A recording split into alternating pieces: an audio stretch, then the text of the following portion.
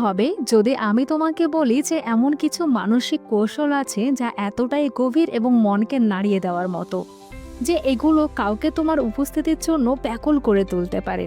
তুমি সে জায়গায় না থাকলেও মানুষ তোমাকে মনে রাখবে। তুমি যা বলবে তা তাদের মনে এমনভাবে প্রভাব ফেলবে যেন এক নেশা তৈরি হয়ে গেছে। ভাবো তো, তুমি একটা ঘরে চুপচাপ প্রবেশ করলে, খুব বেশি কিছু না বললেও সব চোখ তোমার দিকেই আটকে যাবে। মানুষ তোমার দিকে তাকানো বন্ধই করতে পারবে না। এখন ভাবো, তুমি কোনো কনভারসেশন থেকে চলে গেছো, তবু ঘন্টার পর ঘন্টা পরেও সেই ব্যক্তি শুধু তোমার কথাই ভাবছে। তুমি কি বললে, কেমন করে তাকে বিশেষ অনুভব করালে, আর কবে তোমার সঙ্গে আবারও দেখা হবে। আজকের এই পৃথিবীতে যেখানে চারপাশে শুধু আওয়াজ আর সবাই মনোযোগ চাইছে, সেখানে এমন একজন হওয়া যে মানুষের মনে গভীর ছাপ ফেলতে পারে, সেটাই এক অসাধারণ শিল্প।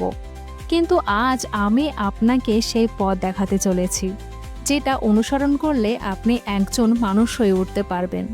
এটা কোনো নাটক না, কোনো মুখোশ পরা না, এটা হলো মানুষের মনে গভীরে থাকা সেই মৌলিক ট্রিগারগুলোকে জাগানোর কৌশল।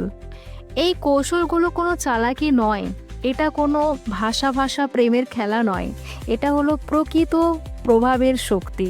খাঁটি, গভীর এবং এতটাই প্রভাবশালী যে মানুষ আপনাকে ভুলতেই পারবে না। কিন্তু একটা কথা পরিষ্কার করে বলে দিই, এগুলো খেলনা নয়, এগুলো শক্তিশালী অস্ত্র। যদি ভুলভাবে ব্যবহার করা হয় তাহলে ফলাফল উল্টো হতে পারে, তবে যদি সঠিকভাবে ব্যবহার করা যায় তাহলে মানুষ শুধু আপনাকে আগ্রহী হবে না, বরং আপনার উপস্থিতিতে সে পাগল হয়ে যাবে। আপনি তাদের জীবনে এমন একজন হয়ে উঠবেন যার অনুপস্থিতি অনুভব করা যায়। এই ভিডিওর শেষে আপনার কাছে এমন একটা শক্তি থাকবে যার মাধ্যমে আপনি কারোর মনের মধ্যে গভীর একটা আবেগপূর্ণ ছাপ ফেলতে পারবেন। তাই ভিডিওর শেষ পর্যন্ত থাকা দরকার, কারণ শেষ কৌশলটাই সবচেয়ে বেশি শক্তিশালী। প্রথম কৌশল, রিভার্স হাইলাইট ইফেক্ট। এই কৌশলটা প্রথমে শুনলে উল্টো মনে হবে। বেশিরভাগ মানুষ ভাবে যদি আমাকে পছন্দ করতে হয় তাহলে আমাকে আমার সেরা দিক, আমার সফলতা, আমার গ্ল্যামার দেখাতে হবে, কিন্তু এটা একদম ভুল। আসলে মানুষ নিখুঁততা নয়, বরং রহস্য, বিরোধিতা এবং সত্যতায় আকর্ষিত হয়।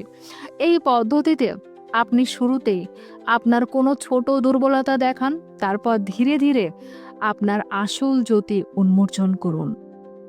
উদাহরণস্বরূপ, যদি কেউ জিজ্ঞেস করে আপনি কি করেন, তখন সরাসরি সাফল্যের গল্প না বলে বলতে হবে, সত্যি বলছি, নিজেকে বুঝে উঠতে আমার অনেক সময় লেগে গেছে। আমি তো কলেজ পর্যন্ত দুবার ছেড়েই দিয়েছিলাম, কিন্তু পরে আমি খুঁজে পাই সেই জিনিসটা যেটা আমার জন্য ছিল। এই ক্ষণিক দুর্বলতার মুহূর্তে মানুষ আপনার সঙ্গে যুক্ত হতে শুরু করে। আপনি তখন আর কোনো চকচকে মেশিন নয়, তখন একজন হয়ে ওঠেন সাধারণ মানুষ। আর তারপর আপনি যখন আপনার সাফল্যের কথা বলবেন তখন তার প্রভাব 10 গুণ বেড়ে যাবে।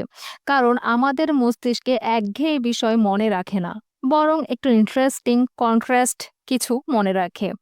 এটাই প্ল্যাটফল ইফেক্ট। এই কৌশলটা আপনি ডেট, ইন্টারভিউ বা সাধারণ কথাবার্তাতেও প্রয়োগ করতে পারেন। দ্বিতীয় কৌশল, মিরর অ্যান্ড ডিলে।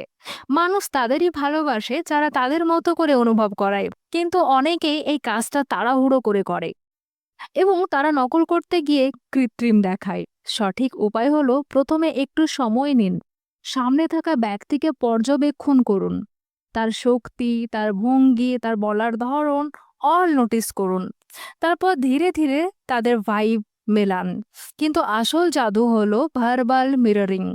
একটু দেরি করে উত্তর দেওয়া, যেমন কেউ বলল আমি খুব ক্লান্ত, পুরো বার্ন আউট, তখন সঙ্গে সঙ্গে উত্তর না দিয়ে 10 সেকেন্ড চুপ থাকুন। তারপর বলুন সেই অনুভূতি যখন মাথা কাজ করাই বন্ধ করে দেয়, আমি বুঝি, খুব কঠিন সময়। এই থেমে যাওয়াটাই সামনে থাকা মানুষকে বোঝায় যে আপনি শুধু শোনেননি, আপনি অনুভব করেছেন। তৃতীয় কৌশল, কন্ট্রোলড অ্যাবসেন্স। আকর্ষণ সবসময় উপস্থিতিতে নয়, অনুপস্থিতিতে তৈরি হয়। প্রতিটা মেসেজের সঙ্গে সঙ্গে রিপ্লাই দিন, প্রতিটা ফোন ধরেন, তাহলে মানুষ আপনাকে ভাববে আপনার কোনো কাজকর্ম নেই, আপনি খুব ফ্রি থাকেন। এটা কিন্তু একটা নেগেটিভ পয়েন্ট। তাই আপনাকে মাঝে মধ্যে ব্যস্ততা দেখাতে হবে। তাই মাঝে মাঝে কৌশলে অদৃশ্য হয়ে যান। যেমন খুব আবেগপূর্ণ একটা মুহূর্ত কাটানোর পর সাথে সাথে মেসেজিং শুরু করেন না। শুধু সেই মুহূর্ত ওখানেই থেমে যাক। এই খালি সময়টা তাদের মনে আপনার অনুপস্থিতিকে গভীরভাবে বাজতে দেবে। চতুর্থ কৌশল ফিউচার পেসিং ফ্যান্টাসি। এটা হলো এমন একটা ভবিষ্যতের ছবি আঁকা যেখানে আপনি এবং সে একসঙ্গে আছেন। এখন আপনি বলেন, ভাবো তো, একটা উইকেন্ড পাহাড়ের মধ্যে, কোনো ফোন নেই, শুধু শান্তি আর আমরা। এই কথায় তার মন সেই ছবিতে হারিয়ে যাবে। আপনি তখন শুধুমাত্র একজন মানুষ নন, তার কল্পনার অংশ হয়ে যাবেন। শেষ কথা, এই কৌশলগুলো কোনো চালাকি নয়। এগুলো হলো আবেগের চাবি, যা মনের তালা খুলে দেয়। একবারে একটাকে শিখুন, তাতে পারদর্শী হন। আর মনে রাখবেন, প্রকৃত প্রভাবশালী মানুষ বেশি কথা বলে না, কিন্তু যা বলে সেটাই স্মরণীয় হয়ে যায়। ধন্যবাদ।